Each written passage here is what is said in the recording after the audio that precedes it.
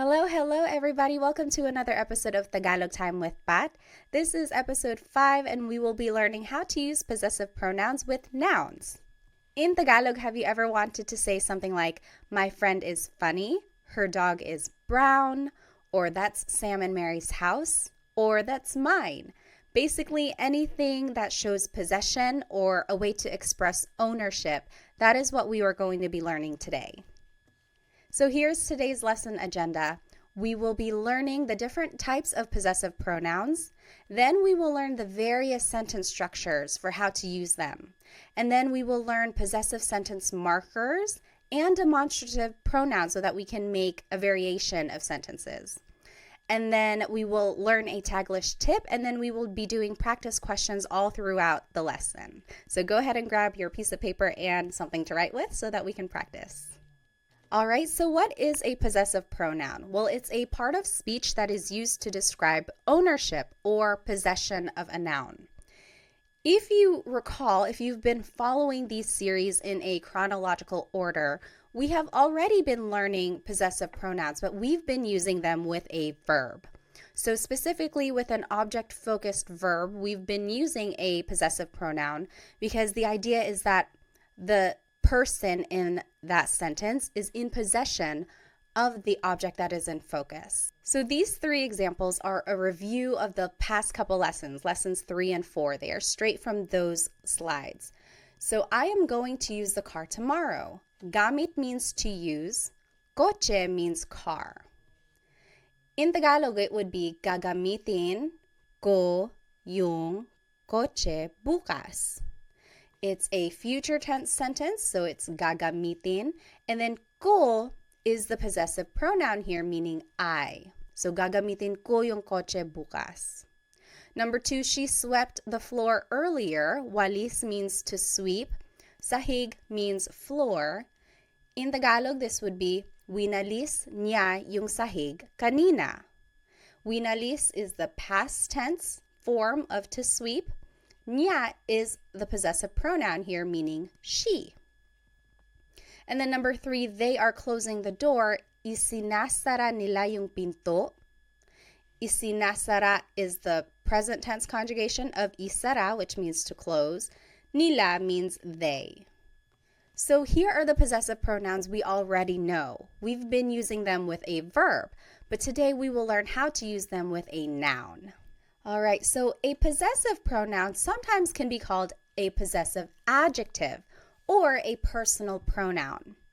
And an adjective is something that describes a noun. So if you were to say my house, you are kind of describing it. You're describing whose it is. It's mine, right? It's my house. So it kind of makes sense that sometimes it's called a possessive adjective.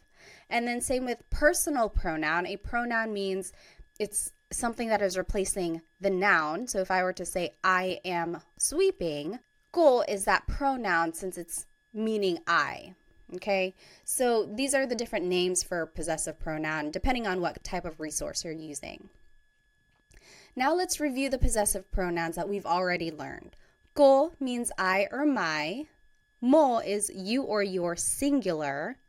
Niya, he or she, his or her. Again, this is gender neutral. Nila, they or their. Natin, we or our inclusive. Namin, we or our exclusive. Ninyo is you or your plural. So that's you all as a class. And we will take a look at the difference between this inclusive and exclusive meaning here. So let's take a look at the noun house. In Tagalog, house is bahay.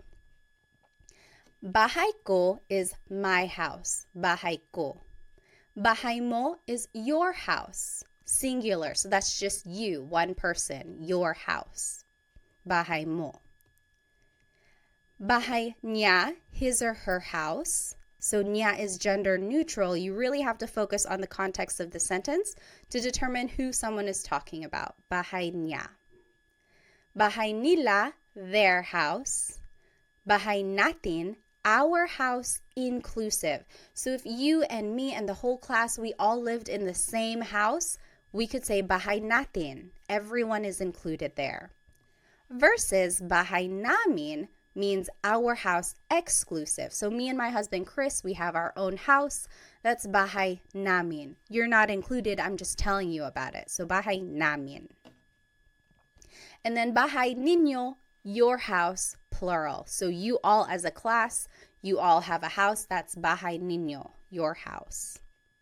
So I want to point out the word order here is object plus the pronoun. Bahay ko. This is different from English because we would say my house. The pronoun goes first, my house, and then it's the object. So in Tagalog, it's the opposite. The object goes first, and then it's the pronoun. And this is an important note. These types of possessive pronouns never go at the beginning of the sentence in Tagalog. They go after the object. So you would never start your sentence with ko or mo or nya. It just doesn't work like that. All right, so let's do some examples. I'm going to go ahead and turn off my screen here. Now, in order to use these possessive pronouns in a sentence, we have to have a noun and an adjective. So we will learn some of these nouns and adjectives here. In this top left corner are the possessive pronouns we just learned. Now here are some nouns.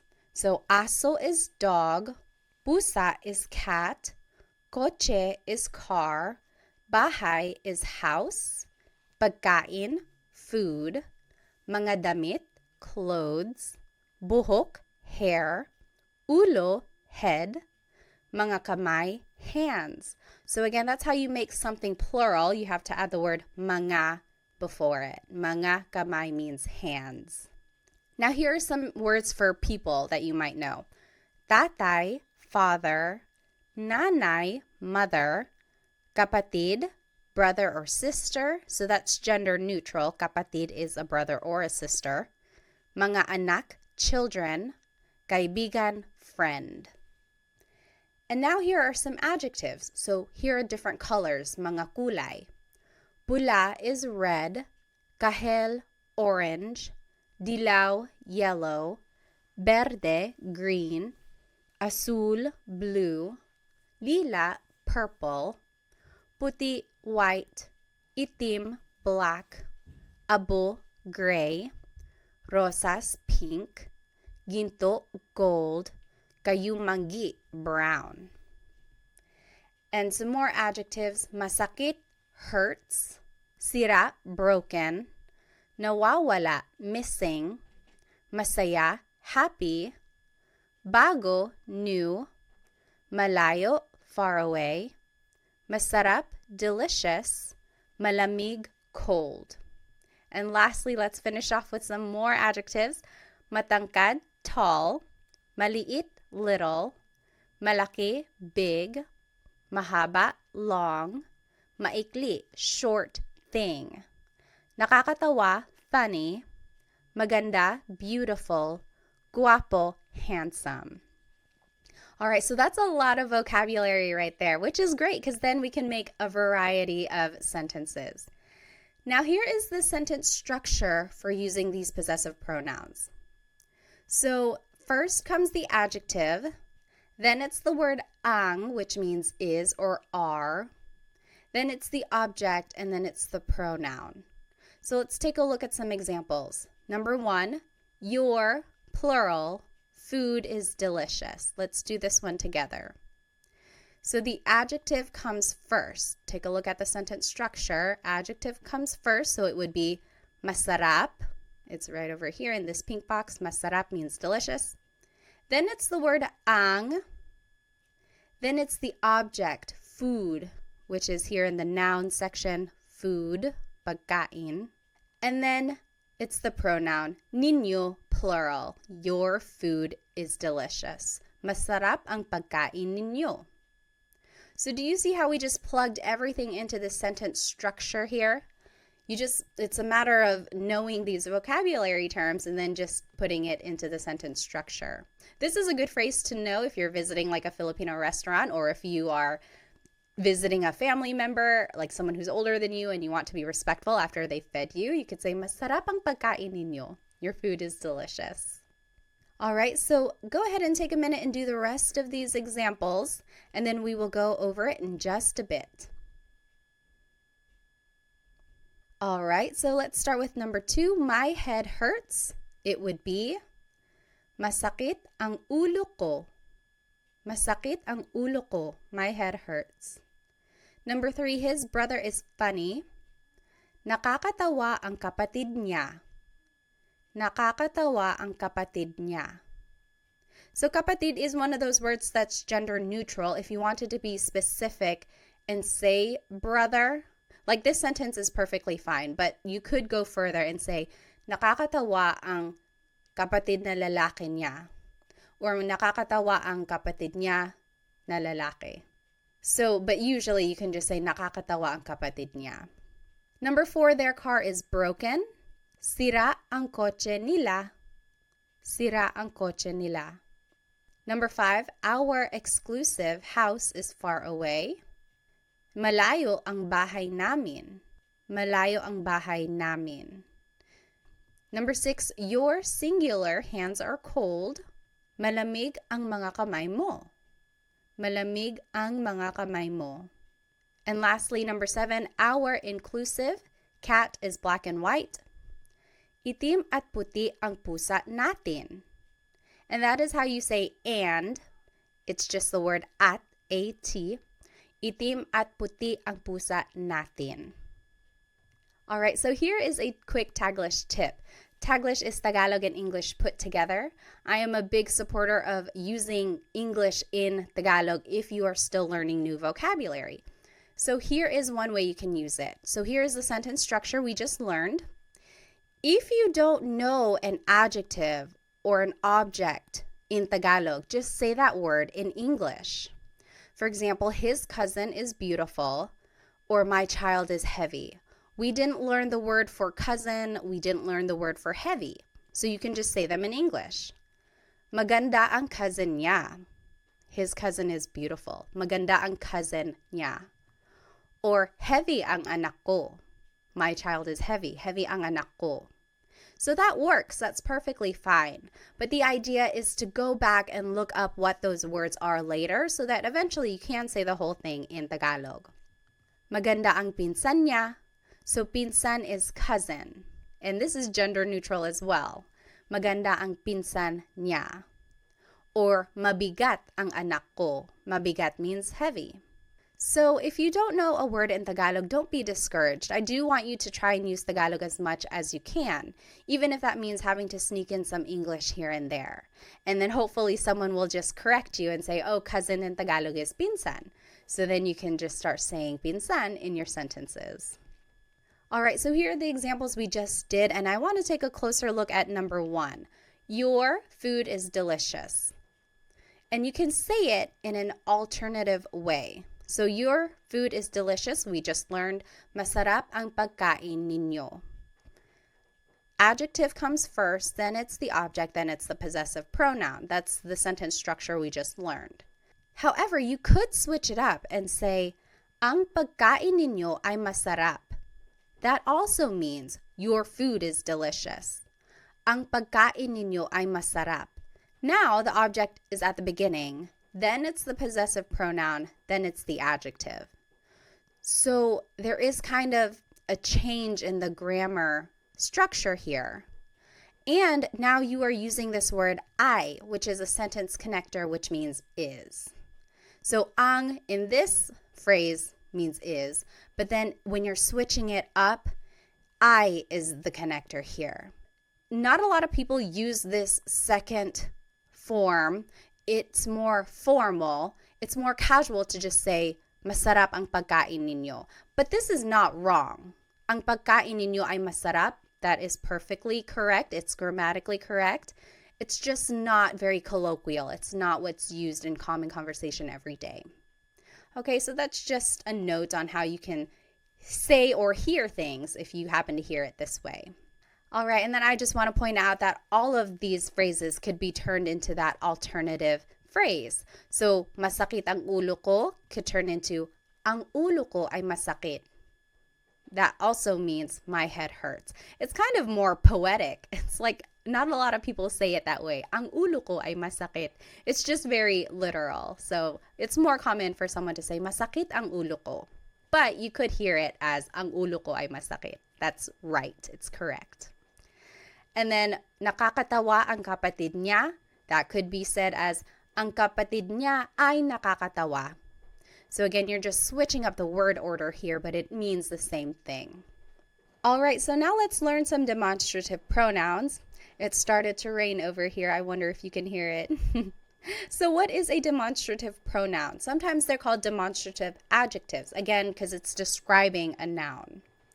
Well, it's a part of speech that helps identify someone or something.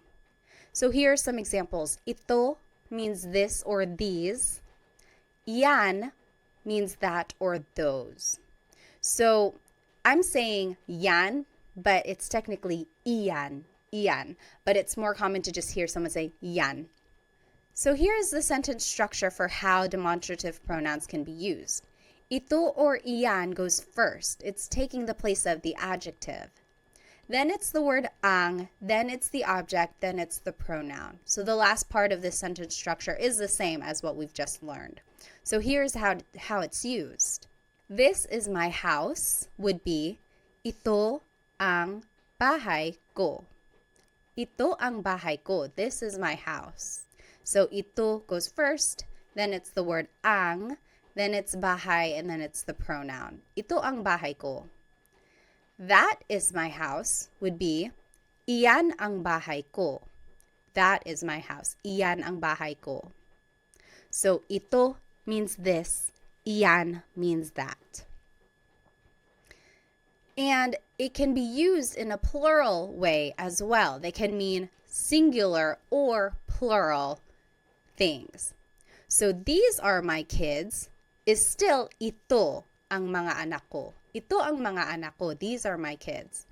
Those are my kids. Iyan ang mga anak ko. So ito means these. Iyan means those. Now there is an alternative way to say these phrases, which is still correct. So this is my house, we just learned. Ito ang bahay ko. You might also hear it as bahay ko ito. Bahay ko ito. So it's using that demonstrative pronoun ito, and then there's the object and there's the pronoun. So the word order is switched up and we took out the word ang. It's just kind of included in that phrase already. Bahay ko ito, this is my house. Same with that is my house. We learned iyan ang bahay ko. But you could also hear bahay ko yan. Bahay ko iyan. Both forms of these phrases are correct. There's not one wrong way to say it. Ito ang bahay ko might be a little bit formal, but it's said just as much as bahay ko ito. Okay, so these are the two ways you might hear the demonstrative pronoun being used with a noun. So let's do some examples. These are my kids is ito ang mga anak ko. We learned that. And then those are my kids. Yan ang mga anak ko. I want you to think of the alternative. Remember, we took out the word ang, and then we had to switch up the order. So if you need to take a look at the last slide, you can flip back. But go ahead and pause the video now if you'd like, and then we'll go over it. Okay, so the alternative for ito ang mga anak ko would be mga anak ko ito. So the object goes first, then it's the pronoun, then it's the demonstrative pronoun. Mga anak ko ito. Yan ang mga anak ko can also be said, mga anak ko yan. Mga anak ko iyan. Okay, so those are the different ways you could say these phrases. They are both used equally as much. Okay, so this is just a review of the sentence structure for using these pronouns. Usually it's the adjective first, or it could be the demonstrative pronoun ito, iyan. Then it's the word ang, and then it's the object, and then it's the pronoun. So that's the sentence structure. And then remember that these possessive pronouns never go at the beginning of the sentence. They always go after the object. Okay? Now I want to take a look at some possessive sentence markers. What is a possessive sentence marker? Well, it's a part of speech that indicates ownership specific to a person or multiple people. So now if we want to say someone's name, like we're saying it belongs to someone specific, this is how we're going to do it.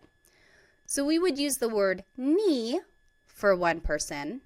We would use the word nina for multiple people. So take a look at this. Mary's children are smart. So it's just one person. It's Mary.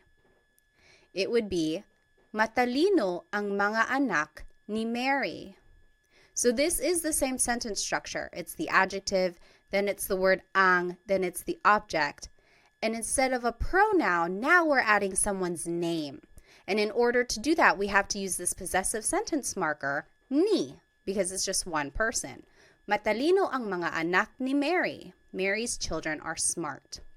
Now, if we're talking about multiple people, like this is Sam and Jane's car, then you would have to use the word nina.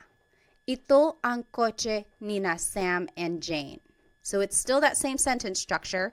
Ito is the demonstrative pronoun, then it's the word ang, then it's the object kotse, and now instead of a pronoun, we're using someone's name, but then we have to use this possessive sentence marker nina because it's multiple people. So ito ang kotse nina Sam at Jane. This is Sam and Jane's car. All right, so this is that sentence structure I was just talking about. It's the adjective, plus it's the word ang, then it's the object, then it's ni or nina, and then the names go at the end. So here are some examples. Let's do number one together. Sarah's head hurts. Head is ulo, hurts is masakit. So let's just follow this sentence structure. So adjective comes first, masakit, ang, ulo, which is the object, ni, Sarah. So it's just one person, so we would choose ni. Masakit ang ulo ni Sarah. Sarah's head hurts. You take a minute, you do number 2 and 3, and then we will go over it. Okay, number 2, John and Amy's house is far. House is bahay, far is malayo. Malayo ang bahay nina John at Amy. Malayo ang bahay nina John at Amy. So we use nina because it's multiple people. And number 3, that is Mario's cat. Cat is pusa. Yan ang pusa ni Mario. Iyan ang pusa ni Mario. So it's just one person, so we would use the possessive sentence marker, ni. Now, there are some different ways to say these phrases. Let's take a look at the example. This is Sarah's house. We learned, ito ang bahay ni Sarah. But you could also hear, bahay ito ni Sarah. So in this case, the object goes first, then it's the demonstrative pronoun, then it's the possessive sentence marker, ni, and then it's the name. Bahay ito ni Sarah. Another example, that is Mark and Molly's house. It would be, iyan ang bahay ni Mark at Molly. So we've learned these sentence structures already. It's the demonstrative pronoun, then it's the word ang, then it's the object, and then it's usually the pronoun, or in this case, it's the people with the possessive sentence marker. Now, the alternative way to say this is, bahay iyan ni Mark at Molly. So the object goes first, then it's the demonstrative pronoun, then it's the sentence marker, and then it's the people's name. Bahay iyan ni Mark at Molly. So these two ways to say these phrases are both correct. They are used equally as much. So you might hear them in those ways, or you could practice saying them either way. I would say it's more casual to say, bahay ito ni Sarah. But if I'm walking around and we happen to be walking by Sarah's house, I could say, oh, ito ang bahay ni Sarah. This is Sarah's house. So it kind of just depends on the context of what you're trying to say. Okay, but they are both used equally as much. Okay, now let's take a look at this last set of possessive pronouns. They are different from the first set that we learned. These are also known as sa personal pronouns, and you'll see why. So these pronouns can replace the noun in the sentence. Not always, but they can, and you'll see what I mean. So akin means mine, akin. Iyo means yours, singular. That's just you, it's yours. Kanya means his or her. Kanila is theirs. Atin is ours, inclusive. Amin is ours, exclusive. Inyo is yours, plural. So these are all pronouns that still show possession or ownership, but they are different from the ones we just learned. So it's not ko or mo or nya, but now it's akin, iyo, kanya, and it means mine, yours, his or hers. Okay, so we'll take a look at how they are used. Let's take a look at car. Car in Tagalog is coche. And remember how I said that these possessive pronouns are usually considered sa pronouns? And this is why. Usually you would use them with the word sa. Sa akin ang coche. The car is mine. Sa akin ang coche. Sa by itself is a preposition which means to, but it can be used in a number of different ways in Tagalog. And with these possessive pronouns, it's usually said before the possessive pronoun when you're using it in a sentence. So, sa akin ang coche, the car is mine, sa akin. Sa iyo ang coche, the car is yours, singular. Sa kanya ang coche, the car is his or hers. And that's gender neutral, kanya. Sa kanila ang coche, the car is theirs. Sa atin ang coche, the car is ours, inclusive. Maybe we are all sharing a car. Sa atin ang coche, the car is ours.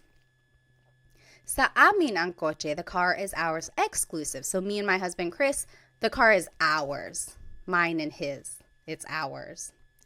Sa inyo ang coche, the car is yours. So maybe you all as a class, you are sharing a car. The car is yours, you plural. So this is the word order now. So it's the pronoun first, then it's ang, then it's the object. Sa akin ang coche, the car is mine.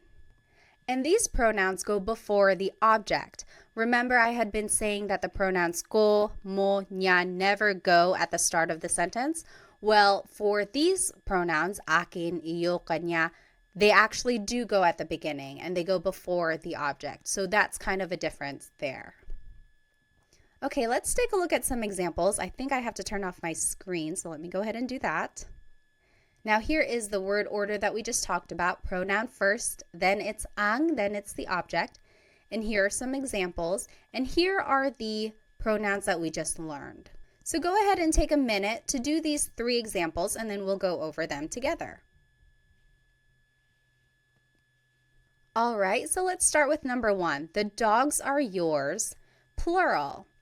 Sa inyo ang mga aso. So the pronoun is sa inyo, which is yours, plural. Ang, and then it's the object, mga aso. Mga makes it plural. So sa inyo ang mga aso, the dogs are yours.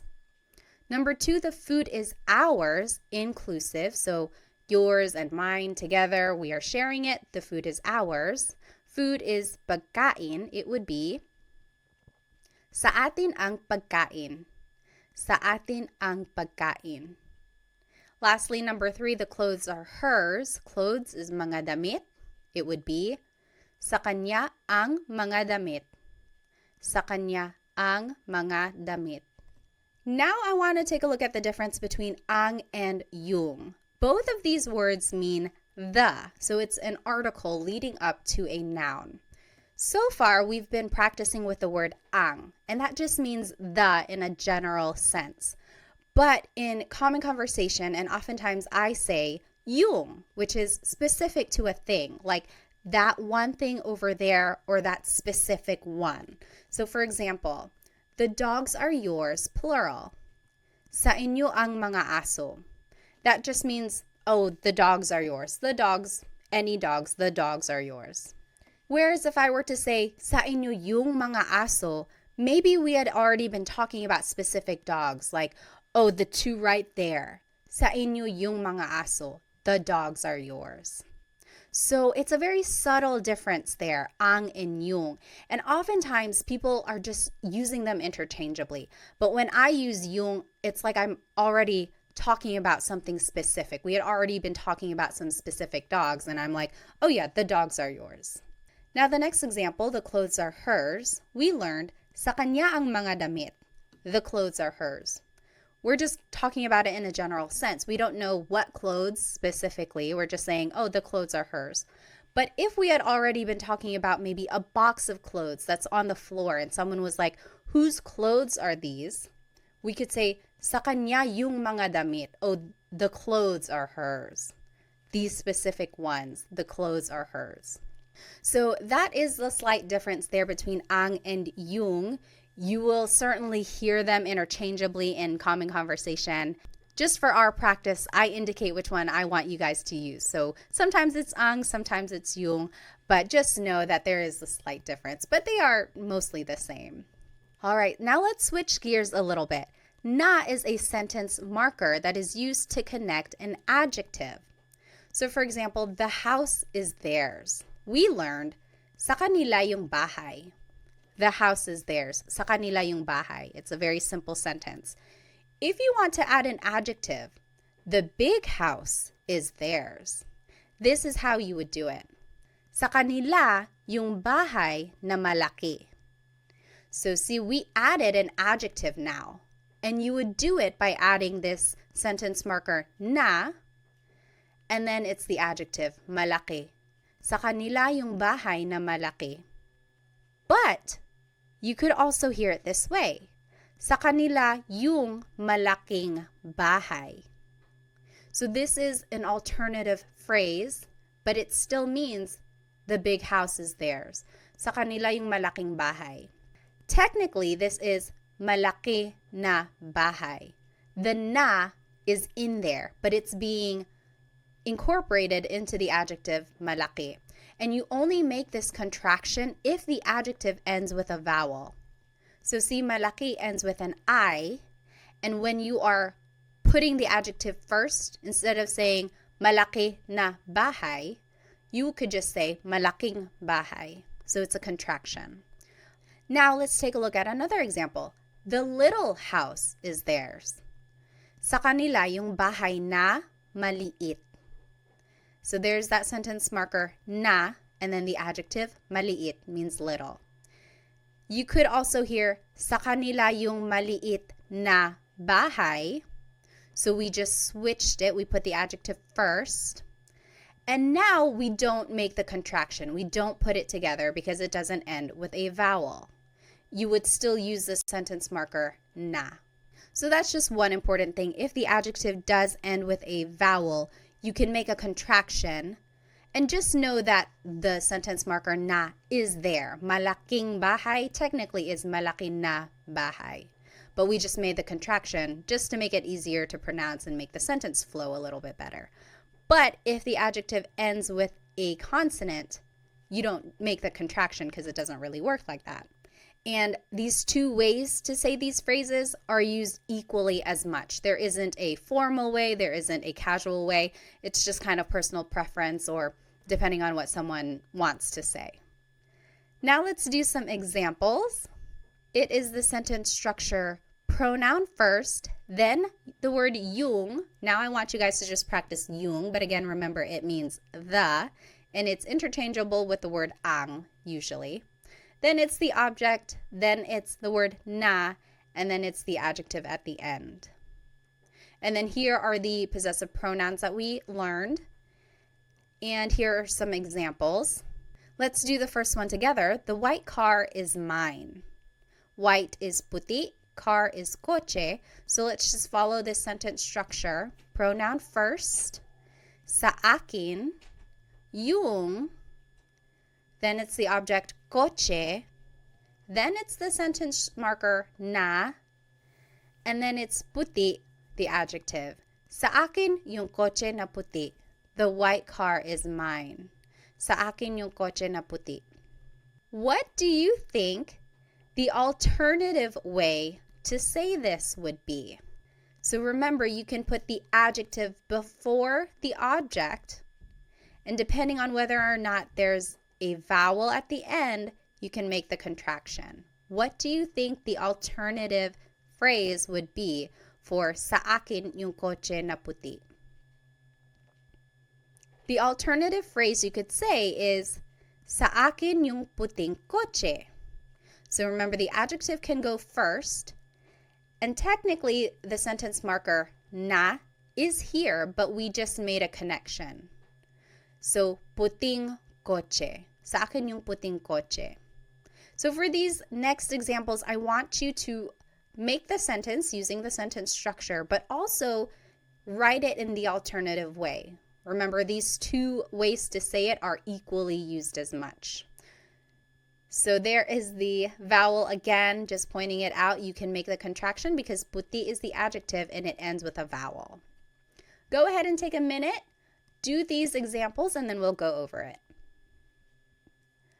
All right, number 2, the black and orange cat is ours, inclusive. Black is itim, orange is kahel, cat is pusa. It would be, sa atin yung pusa na itim at kahel. Sa atin yung pusa na itim at kahel. Remember to say and if you have more than one adjective. It's just the word at. That means and. Now, the alternative way to say this would be, sa atin yung itim at kahel na pusa. So na is still there because itim and kahel end with a consonant. There's nothing to make a contraction for. So sa atin yung itim at kahel na pusa. All right, number 3, the new clothes are not yours. Singular. New means bago. Clothes is mga damit. So this is a way to kind of negate a thought. So it's not something we've seen so far, so this is how you do it. Hindi sa iyo yung mga damit na bago. So everything here is the same. We've already learned it. Pronoun, then it's yung, then it's object, then it's not, and then bago, the adjective. The only difference is that we've added the word hindi, which means no, but in this sentence, it can mean not. So the new clothes are not yours. Hindi sa iyo yung mga damit na bago. So that's how you would say not. And the alternative way to say it is, hindi sa iyo yung mga bagong damit. Hindi sa iyo yung mga bagong damit. Here you can make the contraction, bago na damit. Could just be bagong damit. All right, now let's practice with some demonstrative pronouns. Ito means this or these. Yan means that or those. If you wanted to say this is mine, it would be sa akin ito. Sa akin ito. Or you might hear sakin to. Sakin to. So a lot of people just put all the words together or shorten it. Sakin to, this is mine. That is yours is sa iyo yan. Sa iyo yan. So the pronoun goes first, and then it's the demonstrative pronoun. You might hear sa'yo yan. Sa'yo yan. And then lastly, that's not mine. Again, negating the thought. It would be hindi sa akin yan. Hindi sa akin yan. Or hindi sa akin yan. Hindi sa akin yan. All right. Now let's do some examples. First, it's the pronoun, and then it's the demonstrative pronoun. And these are the pronouns we learned. So now take a minute and do these examples. If you wanted to say those are his, it would be sa kanya yan. Sa kanya yan. Number 2, these are ours. Exclusive would just be sa amin ito. Sa amin ito. So we are just following that sentence structure, pronoun, then the demonstrative pronoun. Number 3, that's not yours. Plural is hindi sa inyo yan. Hindi sa inyo yan. So you just add the word hindi at the beginning to mean not. Okay, so let's just do a quick recap. We learned so much in today's episode. We learned the different types of possessive pronouns. Certain pronouns can go at the beginning of the sentence, and some do not ever go at the beginning, so remember to keep track of that. We also learned the different sentence structures and how to use the possessive sentence markers and demonstrative pronouns throughout these sentences. We also learned how to use English throughout these phrases if we don't know the word in Tagalog. And then we did lots of practice questions throughout the lesson, which I hope will help you understand some of these concepts. Now, let's go back to these phrases that we learned at the beginning. I want you, for your homework, to try and translate them, and I will put the answers in the video description. And then you can go over it. If you have any questions, feel free to write them in the comments.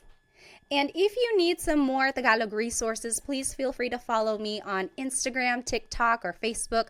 I post shorter videos throughout the week to help you practice. And then feel free to check out my Amazon storefront. I have lots of good links in there for Tagalog resource books that I think are helpful. Also some Filipino-inspired products which I think you might enjoy. I also have a Stan store which has products in there, and then also I have some group classes.